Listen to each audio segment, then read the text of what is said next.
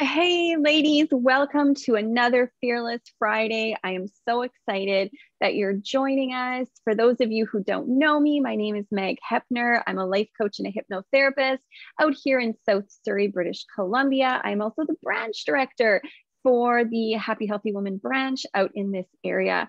And with me today, I have the incredible Whitney Coupland. She is a health and mindset coach. And I'm so excited about this conversation because we've dabbled in today's topic before.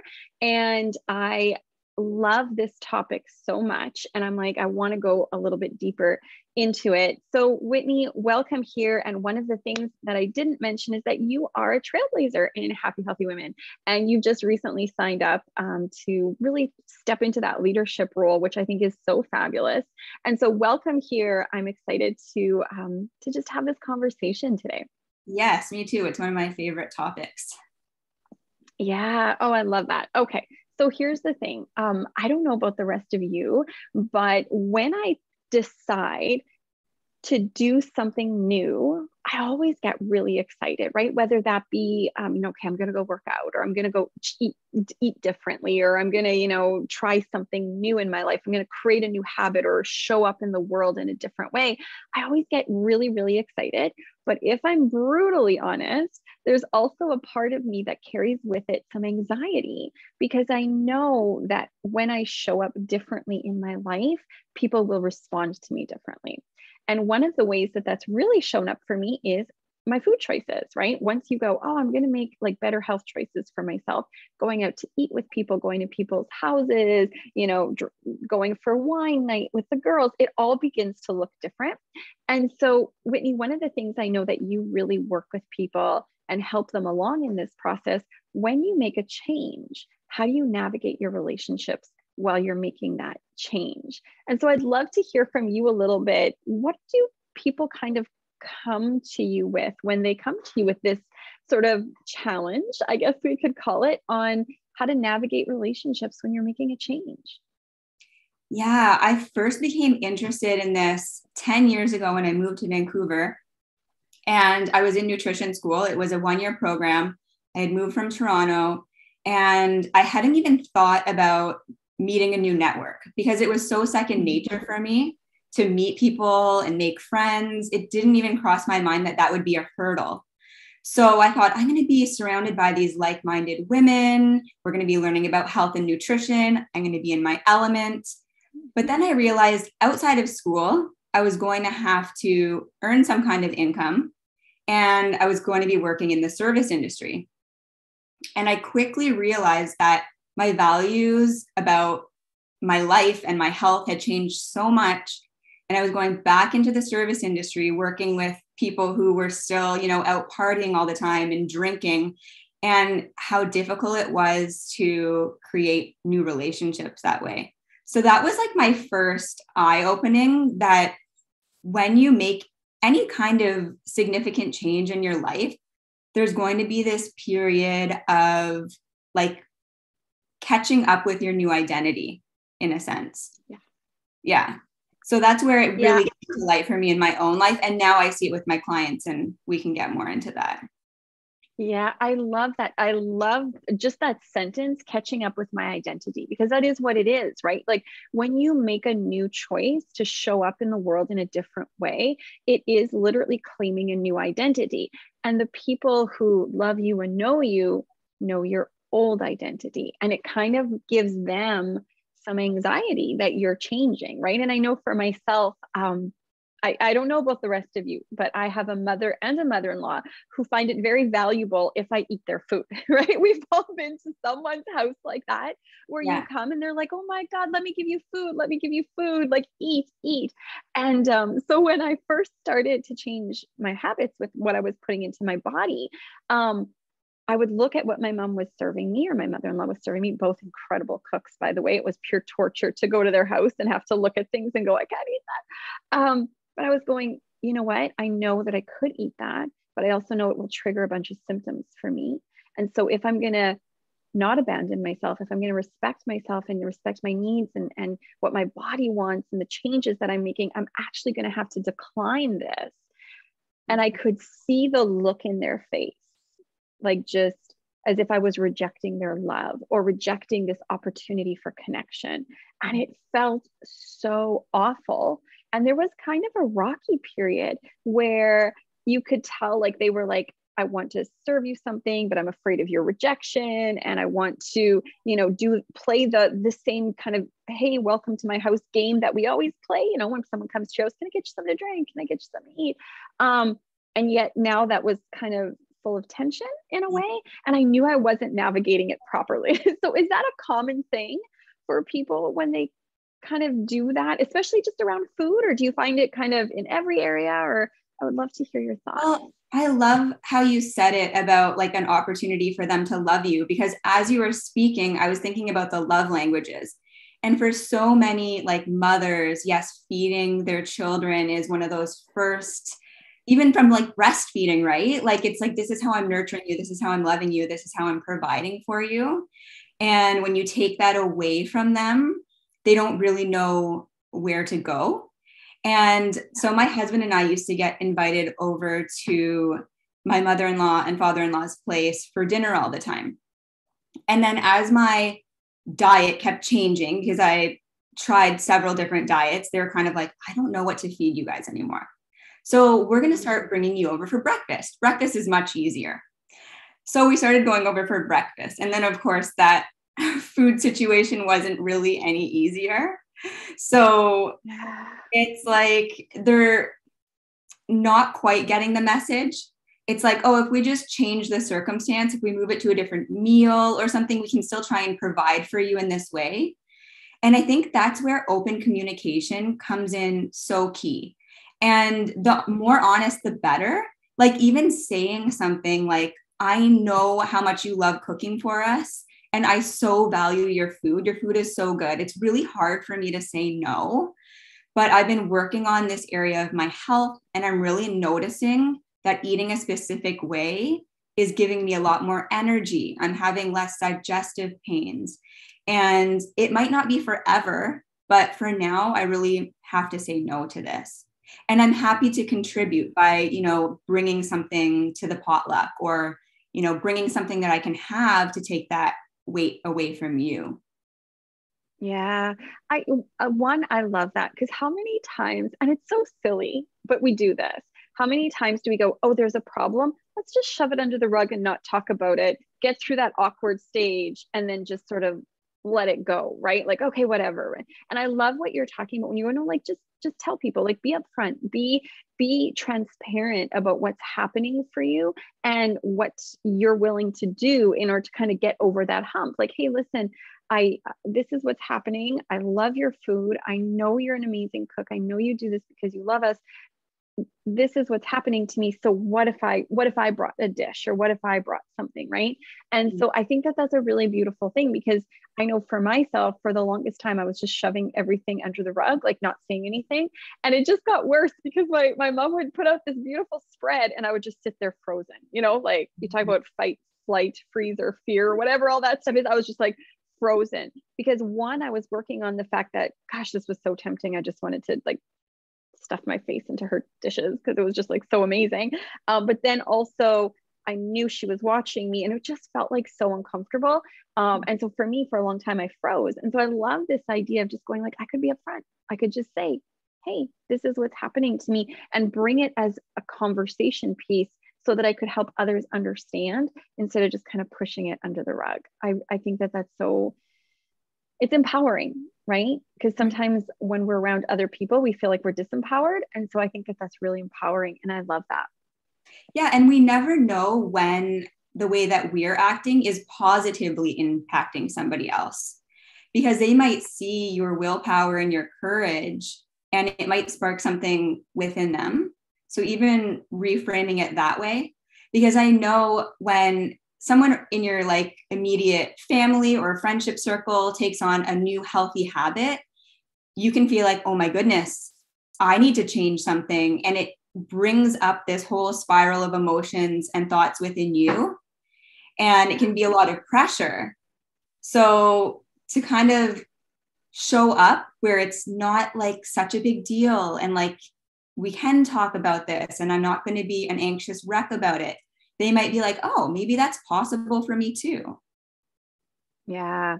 Yeah. That is such a good point, because the new health decisions that you're making when you think specifically of food could actually have a greater impact. Right. And I love that, because when you kind of raise your standards, not in I'm eating better, but in I'm respecting what my body needs, then other people can be freed to do that as well. And I'm curious about this.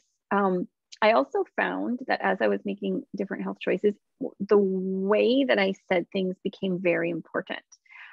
Because when I would, let's say, go out with girlfriends for dinner, and I would say, no, I can't eat that. I can't, like you go to these beautiful places where they do family style, and everyone's like, oh, we'll have this and we'll have this. And I kept having to say in the beginning, I can't eat that. I can't eat that. I can't eat that. And I could tell there was some frustration, because it was like, okay, so do we not order it now? Like, can we order it and you just not eat it?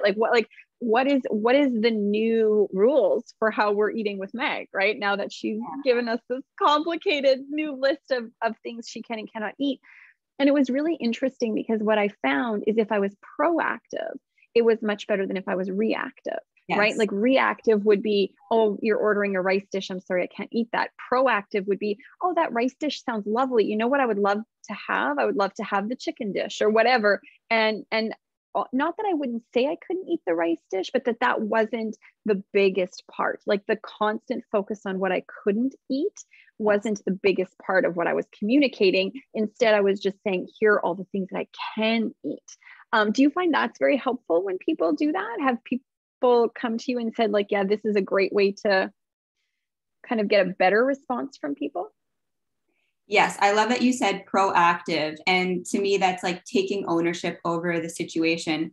And I think I mentioned this on maybe our last Fearless Friday, but I did a talk for the AIP, so the Autoimmune Paleo Summit, on navigating your social life with this kind of complex diet. And I came up with the acronym PREP, which is prepare, reflect, expect, and then party. So the prepare part is, what do I need for my physical body before I go? So if you're going to a restaurant and you know you're not going to be able to have much, maybe you've looked at you would have looked at the online menu in advance, and maybe there's only a small appetizer that you can have. Maybe you're going in it knowing that you're going to have a salad. Okay, great. You probably don't really want to have that salad there, but whatever, you have to do it. So you're going to eat something before you go, so you're not like ravenous when you get there. And then from there, so that's the physical body, the prepare. The reflect is thinking about your emotional side of things. Like, how do I feel about this? Is there anything that I want to work through ahead of time so that I'm not caught off guard? The expect is, how might this come up in conversation? And what types of questions might I be asked? And in that case, you can come up with some really generic kind of responses that you use all the time. Like I said, I'm on this, I don't even like to say on this diet, but I'm eating this way right now. It's making me feel a lot better and it's giving me so much more energy. I'm adamant about sticking to it right now. Something that really flows out easily when these types of questions arise. And then the party is wherever that may be. It could just be at a coffee shop. But rather than focusing on what you can't have, focus on the ambiance, the conversation, the music, things that you can participate in, and just move your mind away from having it so food focused, which I know is easier said than done in a society that is so like obsessed with going out and eating all kinds of foods that are not necessarily deemed healthy. Yeah, but I really appreciate, though, the fact that you put the focus on that. And to me, I think that's an area where you really stand out for me in how you help people, because most of the time when you're going through health changes, especially when you're going through food changes, there's this idea of what can I have and what can't I have? And that's the big sort of kahuna. And I love the fact that you go, yes, that's important. Yes, that's big. But do you know that eating with others is more than just food? It's also, what's the ambiance, right? Do I notice the beautiful conversation? Do I allow myself to feel gratitude for whom I'm around? Because once you go, it's not just about the eating, you actually can turn your attention to all the other parts that are part of a dinner party or part of eating with friends. And all of a sudden they take on really, really special meaning. Right. And it's like, it's such a beautiful thing to all of a sudden go, like, if I think of my favorite restaurant, right, it's always candle lit and like beautiful. It's really beautiful to go, wow, I'm focusing on that. Not just it's in the back of my mind, it's a beautiful environment, but that I'm looking at the candle on the table going, that's so lovely. That I'm looking at the, beautiful oak wood tables and going, oh, this is beautiful. And I'm looking at the person next to me going like, God, I'm so grateful they're in my life. All of a sudden that is way more important if I can put my focus there than what I can't eat. Right. And so to me, I really love that about what you do. And I really think that that's so precious and beautiful. But I have to tell you, it's such a funny thing because kind of going in what you were talking about throughout this conversation, I recently went out for dinner with a bunch of girlfriends, and it was so cute because at first, when we first became friends, I was the only one eating differently. And now there were 6 of us sitting around a table, and the waitress came and went, what would you like to order? And it was so funny because one of us was a pescatarian, one of us was a vegetarian, one of us was now on paleo, one of us was now eating keto, one of us was, and it was so funny because after we had all ordered with all of our different kind of like, can you make sure there's not this and that, we just all had to laugh because we're like, oh my word. Like it went from one person standing out to eating differently to all of us kind of going, hey, how do I want to treat my body? What do I want to do? And so it was so cute because we had to laugh afterwards going, that poor waitress must have been like, that's the most, crazy group of women ever with all of our different kind of things. But it felt so good to also have that as the norm, like this idea of I'm not just eating whatever you put in front of me, but that I actually am caring and thinking about it and making good decisions. So it can change if you're in that situation where it feels awkward now. There is always that possibility that it could look differently.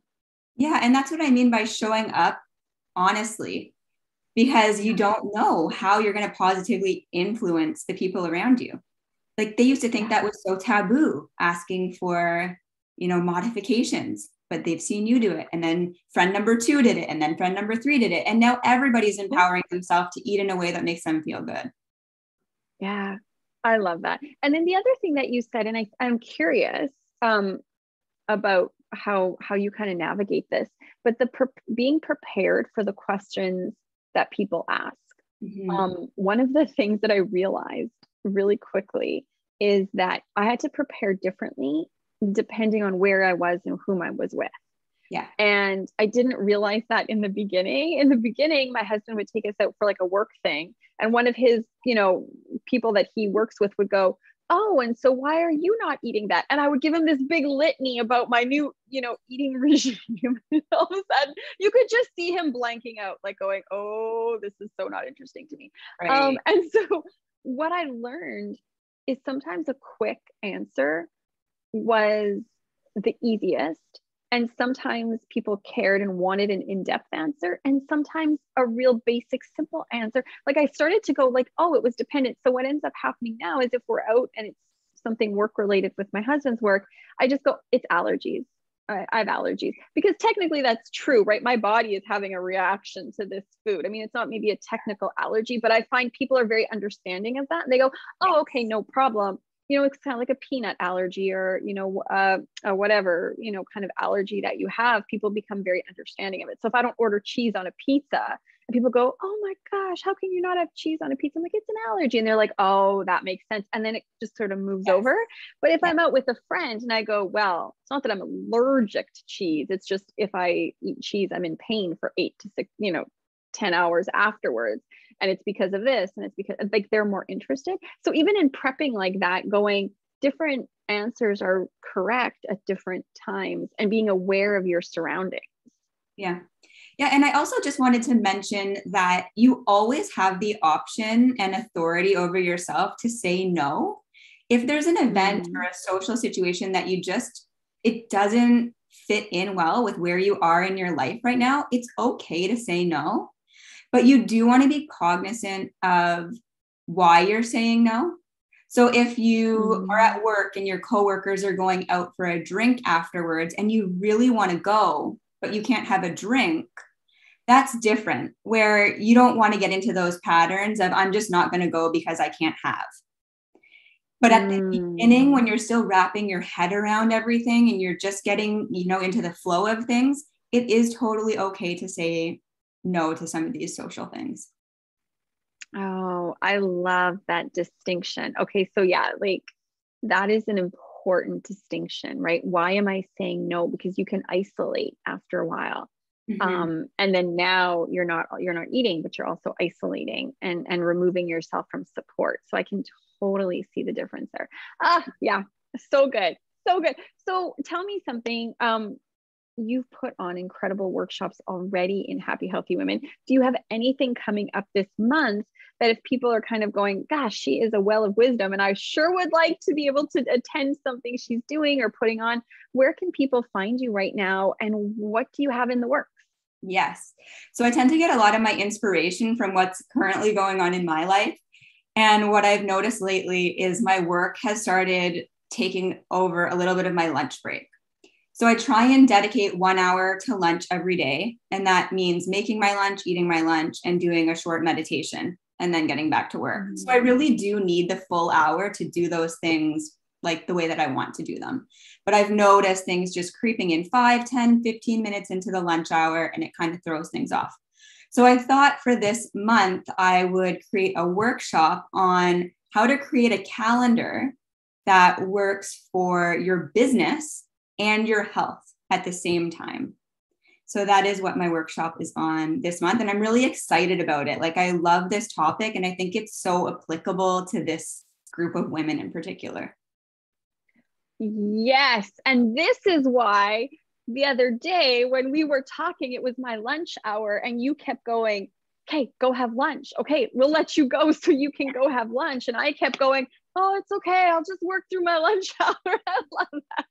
So yes, I need you in my life. I need you telling me to go eat and to go take care of myself. It happens to all of us. It doesn't matter like where you are in your life. It doesn't matter what your role is. If you're a coach, if you're a nutritionist, if you're an expert in any area, this happens. Life can get in the way, and that's okay. And when we talk about creating a calendar, we're not going to talk about a rigid calendar, and we're not going to talk about an intuitive calendar. We're going to talk about the calendar that works for you in a way that feels really good for you every day. I love that. Okay, so when is that workshop coming up? Give us the details. Yes. So March 23rd at 10 a.m. Pacific, and the 29th at, I think it's 1 p.m. Pacific. And they'll both Fantastic. Be on Eventbrite and Meetup, as well as the Facebook groups. Fantastic. And I'll also pop it in the comments below so people can find it real easy, because you are so right. Work can take over. And often that's why we fall into these really bad eating habits, is because we just work, and then start to just eat on the go or eat to soothe ourselves after a hard day. I'm totally guilty of that. And so I love that this is something that you're providing for your clients and also for the women of Happy Healthy Women, because it's so important. So I love it. Yeah, Whitney, thank you so much for joining me. Always learn something when we chat. I so appreciate all of the resources that you bring to the table and all of the wisdom, and the way that you do it is so absolutely beautiful. So thank you so much for joining me today. I cannot wait to have people hear this talk, and definitely want to really encourage everyone to reach out to you, even if it's just to get to know you, because you're a fantastic human being. And to just be able to kind of dive into the work that you do. I think that would be important. Thank you for joining me today. Thanks so much, Meg. Talk to you soon. All right. Bye, everyone. Have a great day.